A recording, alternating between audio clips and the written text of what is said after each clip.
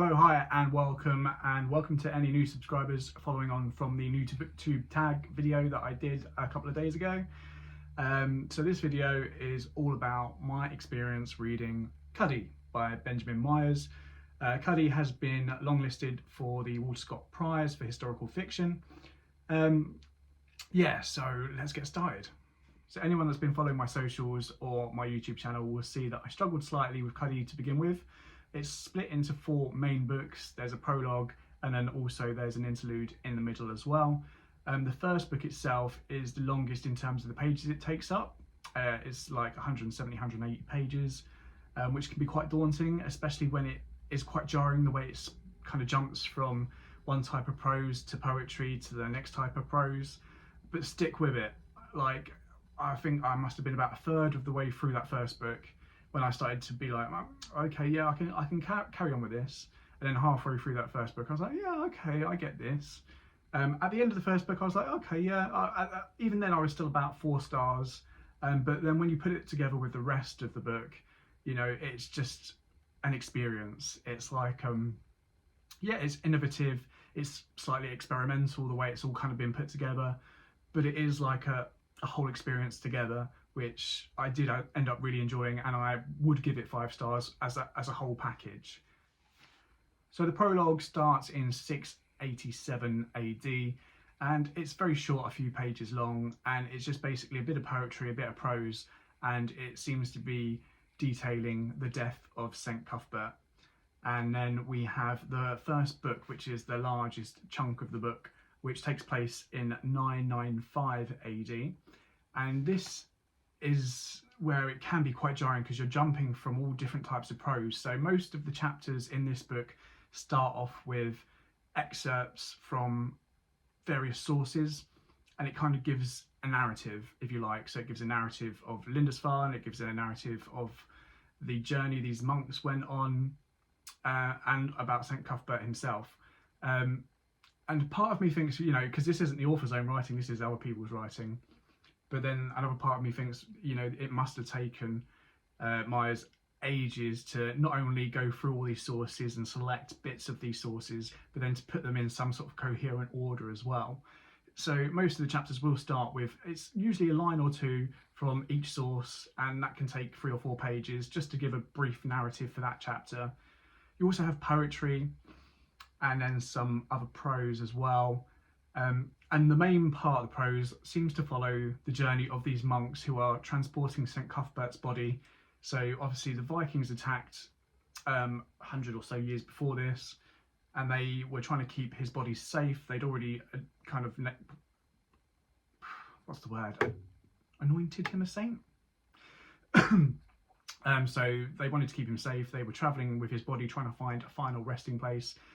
And then, so the main part of the book tells their story, and there is a girl travelling with them, a young girl who's been with them from a very young age. She doesn't remember how she got there or how she ended up with them, but she's kind of like the cook.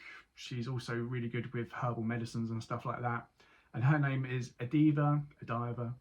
And then there's also a young boy who's not a monk, who she nicknames Owl Eyes, and we just follow their journey. I won't go into too much. I don't want to give away what actually happens in that bit. And then we move on to the second book. So the second book takes place in 1346. And this is interesting because it's in second person narrative, which then, you know, we're changing the narrative once again. We've had in the first book poetry, it was like a bit of a play prose, but it's not. You've got some lines showing what's happening, and then you've got the speech separated by space, and then you've got more, and it looks like a play, but it's not. And then you've got where Ediva's having visions, if you like, and the text on that page starts off normal size and it goes smaller and smaller as you get down the page, almost like an optician's eye chart. So that's quite jarring in itself. Then we move to book 2, which is in the second person narrative. I think I enjoyed book 2 the most out of all 4. And it tells a story of a woman, Ida, and this is where I start to think, are all these characters connected? Not necessarily like it's the same person, but like descendants of, you know, the first characters we meet at the beginning in book 1. And we follow her story, and she's married to a brute who's not very nice to her, and then she falls in love with a stonemason, and we follow their journey. And yeah, for me, I really enjoyed the character of Scumgerty in this book. She's quite a fun character, quite fabulous really. Yeah, so yeah, without giving too much away, that's what happens in the second book. We follow the love story and how that's threatened, and how they're kind of, you know, this love blooms after she's visited the cathedral home to St Cuthbert's body. And all the stories really are about these experiences these people have once they've come into contact either with the cathedral or have been near Cuddy's body, and how it has a profound effect on their lives after being near him, if you like. So next we have the Interlude, which takes place in 1650 during Civil War. This is only very short, and it's once again changing up the style of prose, and this is in the form of a play where you have the sort of background, what's happening, and then the characters and their speech. And it's about these Scottish soldiers who are now being held imprisoned in the cathedral, who are starving, that people, their mates are dying around them, and they're kind of reaching out, praying to St Cuthbert, like, if you exist, why is this happening, sort of thing. And it's really interesting. It all adds together, if you know what I mean. Standalone, it's a bit short and sort of like, oh, okay, but yeah, all together it makes sense, if you like. Book 3 takes place in 1827, and we see a professor from Oxford University who receives a letter, and that's the first bit of prose we get, is this letter, and it's asking him to come up to the cathedral in Durham and help the priest there, who says that he knows him from uni back in the day, even though this professor doesn't remember this guy, this priest, and he doesn't like going up north, but he's like, oh, you know, I'll give it a go up there. And yeah, when basically he's been called because they want to exhume Cuddy's body. Apparently the Roman Catholics want to open up a church nearby, and they're sort of all believers. They believe, you know, his body would probably still be intact, and you know, the people at the cathedral are like, well, you know, we are religious, but we also believe in science, and you know, we think he's not going to be intact. And they want this professor of antiquities, classical studies, to come and be almost like the all-seeing eye, who's kind of impartial. He's not religious. And yeah, we then see this profound effect once again, that being in the cathedral and being near Cuddy's body, and actually this professor actually gets to see the body as they're exhuming it, and we see the effect that has on him. And yeah, in each of these books we see at some point one of the characters almost talking to St Cuthbert, Cuddy, you know, asking questions, and that comes mostly in the form of poetry. It did in book 1, it does in this book 3 as well, and we have a bit in book 2 where the character is speaking to Cuddy as well. Book 4, the final book, takes place in 2019, so it's a recent sort of fictional story, if you like. So the author himself in the back says that Cuddy is like a fictional account of true events, and that's very much what it is. And book 4, I must say, was the most emotional for me, especially there's a character called Michael, who's the main character. Working class, quite poor. He lives at home with his mum. It's just the two of them. The mum's very ill, and he's like working all hours to try and provide for himself and his mum. And the dialogue sometimes between them, especially when he calls her from work, you know, very emotional. And once again, he then gets a job as a sort of dog's body at the cathedral, and we see the effect that this has on him, being in the presence of St Cuthbert.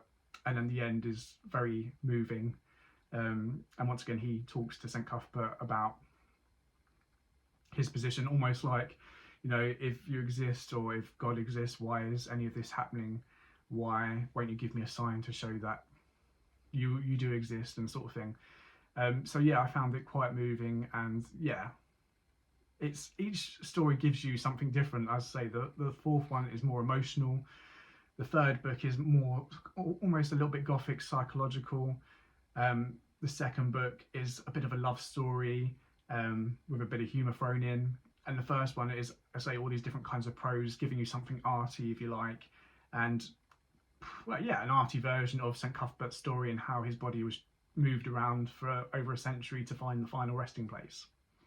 So that's what happens in Cuddy. My thoughts, as I've said, I really enjoyed it as a whole package. There was a couple of the stories, so book 2 and book 4 I really enjoyed and probably give 5 stars as standalones. Book 3 I enjoyed, but probably give it 4.5. And then book 1, I don't know, I was split between 4 and 4.5 stars. I think when I got to the end of it, I appreciated it more. When I first started it, it was a bit sort of difficult to try and follow all these different prose coming one after the other. But I will say, even though it's the longest bit of the novel, it's like 180 pages or whatever, because of the style of prose, there's some poetry and some shorter prose. On some pages you only get like 1 or 2 sentences, some even less than that. So it is quite quick to read. So I finished like 100 or so pages within 12 hours. It's really easy to read. So stick with it. If you try it, stick with it, because it does make sense when you get further along. And as a whole, I do really appreciate what Benjamin Myers has tried to do here, telling a story of the North, of St Cuthbert as well. I've heard of St Cuthbert, but I didn't really appreciate his story, but obviously what it means to so many people through the ages as well. And also taking St Cuthbert out of it, but talking about religion as something people hold on to as a kind of means of hope. You know, we see this throughout where people are in Cuthbert's presence, sometimes in their time of dire need, and it's sometimes a source of comfort, sometimes not.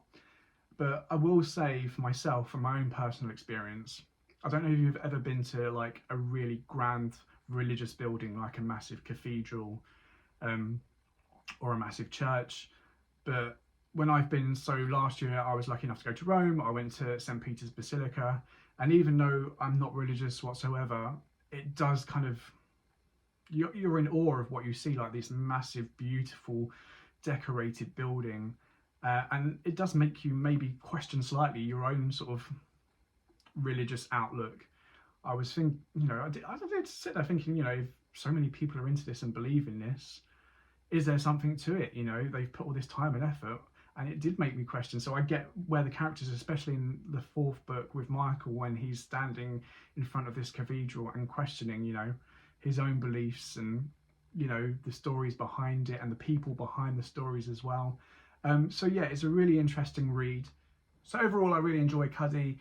I enjoyed how all the stories pieced together, not only through the characters' sort of profound effects on their lives after experiencing Cuddy or coming into close contact with him, but also the fact, as I mentioned earlier, that we may have characters that are descendants of the main characters from book 1.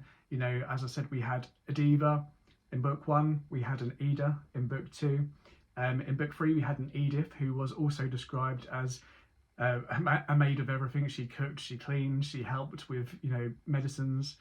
Sounds very much like Adiva from book 1. And then in book 4 we have Michael's love interest, who was Evie. All very similar names. Also, some of the stonemasons in the 4th book had similar names to some of the monks in book 1.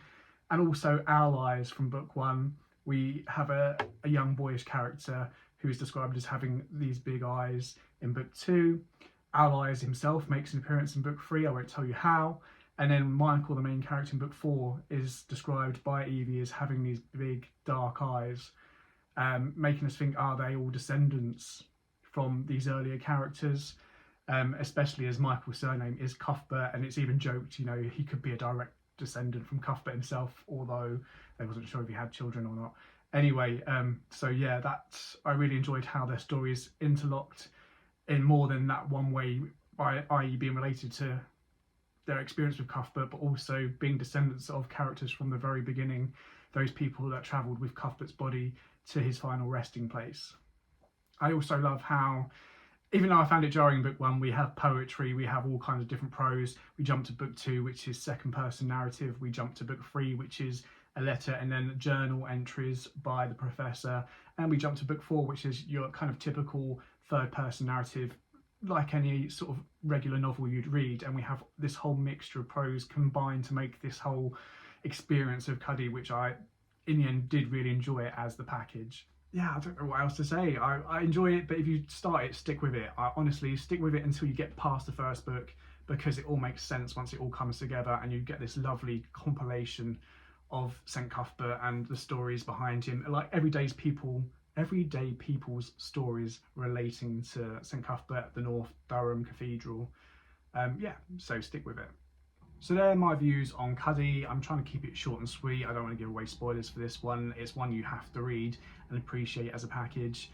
Next up on my list is Wayward by Amelia Hart. I'm going to start this today. I started a month of historical fiction, so I'm going to continue until the end of the month, and then next month at the start of May I'll go back to some classics. But I think I'm going to change it up a little bit and not do a month of this, a month of that. I've really enjoyed this historical fiction month, so I'm going to maybe read 2 classics or Victorian literature, and then maybe throw in a historical fiction or some of the other fiction I've got, and just, yeah, read a bit of a variety every month. But I do have a lot of classics I need to get through, so I will concentrate more on them. So yeah, that's going to be my next read. I'll put updates on social media, both X and Instagram, Dan Union Books, pretty easy. So I'll be posting updates on my reading this on there. But in the meantime, thanks for joining, thanks for watching, see you next time.